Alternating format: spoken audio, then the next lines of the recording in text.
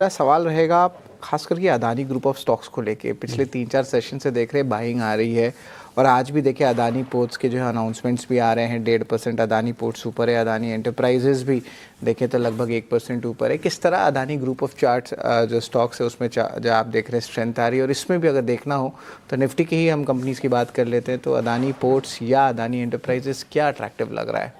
तो अदानी पोर्ट्स एक बहुत इंटरेस्टिंग चार्ट बन रहा है। तो दोनों ही चार्ट्स काफ़ी इंटरेस्टिंग है। अगर अदानी पोर्ट्स एंटरप्राइज की बात करें, अदानी पोर्ट्स में हम कहेंगे सटल बाइंग हो रही है, बिकॉज जनरली ये स्टॉक ऐसा होता है कि 3-5% का अपमूव देता है।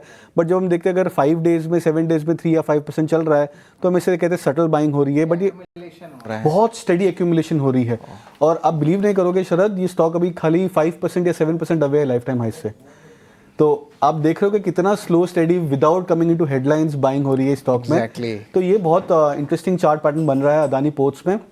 अदानी एंटरप्राइज में एक्चुअली लास्ट मंथ अगस्त स्टार्ट के आसपास में जब वो स्टॉक 2200 के आसपास आया था तब मेजर ओवरसोल्ड हो गए थे काफ़ी इंडिकेटर्स।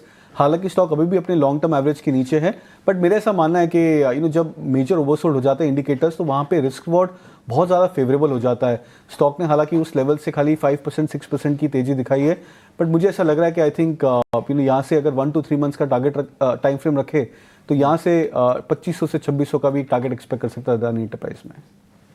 जी बिल्कुल, यहाँ पे जो है नज़र ज़रूर रखें। स्लो एक्यूमुलेशन हो रहा है अदानी ग्रुप ऑफ स्टॉक्स में और अदानी पोर्ट्स पे खास करके जो है अप मूव भी देख सकते हैं। लेकिन अब चलते हैं पुलकित के पास। पुलकित जो है पूरा इन्फोसिस का जो पूरा बाईबैक है और आईटी शेयरों में जो है कल की तेज़ी हुई उसके बाद जो है मुनाफा वसूली भी देखने मिला है।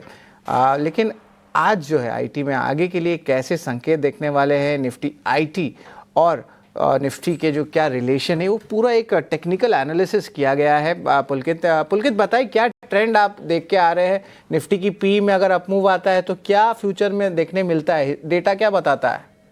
जी, अगर निफ्टी आईटी की हम बीते कुछ 4-5 महीने के अगर प्रदर्शन को देखें तो बहुत कोई अच्छा नहीं रहा है। निफ्टी आईटी एक लेगार्ड की तरह ही काम किया था, लेकिन अब अगर हम एक पास्ट के डेटा पे देखें तो लास्ट 3 साल में जो निफ्टी का पीई था वो जब जब करीब 24 या 25 के लेवल पे पहुंचा है वहां से एक हमको बाउंस देखने को मिलता है। अगर ये दर्शकों को बता दें कि 8 और 9 सितंबर को ये निफ्टी आईटी का पी लगभग 25 के लेवल पे पहुंचा था और उसके बाद वहां से हमने 2 दिन में एक अच्छी निफ्टी आईटी में तेजी देखी। वहीं अगर हम निफ्टी आईटी के इंडेक्स की तरफ देखें तो डेली टाइम फ्रेम पे एक डबल बॉटम टाइप का जो डब्ल्यू टाइप का पैटर्न होता है वो भी एक बन रहा है, जिसकी नेक लाइन की लेवल करीब 36,400 के आसपास आती है। तो अगर निफ्टी आईटी यहां से थोड़ा सा ऊपर मूव होता है तो हम एक बड़ा मूव देख सकते हैं। अब चूंकि निफ्टी आईटी का जो निफ्टी के अंदर वेटेज है वो भी लगभग 11-11.5% का है, तो अगर ये मूव होगा तो फिर निफ्टी के अंदर भी अब हम एक पॉजिटिव मूवमेंट देख सकते हैं। तो हो सकता है हम आने वाले कुछ 1-2 महीने में देखें ये टैरिफ के ऊपर क्लैरिटी आने के बाद कि अब निफ्टी आईटी गाड़ी चलाएगा और निफ्टी को आगे मूव करेगा। शुक्रिया आपका पुलकित, ये सारी की सारी रिसर्च लेकर आने के लिए। एक हफ्ते की जो टॉप गेनर हैं आईटी के आपके स्क्रीन पर, विप्रो, एम्फेसिस, परसिस्टेंट, अच्छी तेजी पर हमने शेयर में कारोबार होते हुए दिखा है। और ओरेकल फाइनेंस की तो कहानी ही अलग रही है। कल हमने 10% की तेजी देखी और आज फिर से शुरुआती या सत्र में करीब 7-8% ऊपर था।